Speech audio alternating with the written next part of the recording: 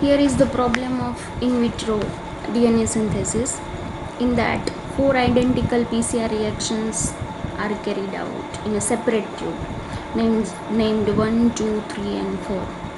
So besides usual mixture of DNTPs that are used, each of the tubes respectively contain gamma 32 labeled phosphate ATP, beta 32 labeled DATP, alpha 32 phosphate labeled ATP and alpha 32 phosphate labeled RNTP. So among them we have to select which one of the tube is radio labeled PCR product.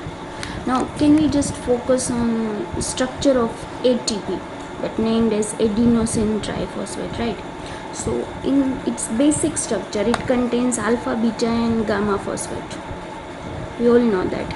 Among them, during in vitro synthesis, when DNTPs are added in each tube, alpha phosphate particularly is released from this DNTPs and particularly bind to the DNA sequence.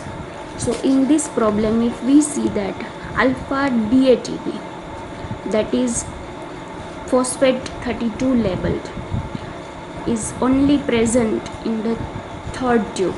Here we can see that 1, 2, 3 third tube contains alpha 32 labeled phosphate ATP, and alpha 32 labeled phosphate RNTP is also present, but here as a reactant DNA molecule is given. So fourth tube is directly excluded because it is using as a non-reactant.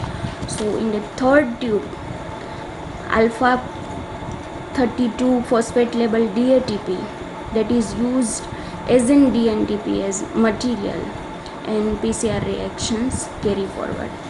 So tube 3 is present on option C. So option C is the right answer. So I hope you will understand kind of a question. And friends, if my videos are helpful to you, then please subscribe to my channel and don't forget to click the bell icon so that you will be notified for the next upcoming videos. Thank you. Have a nice day.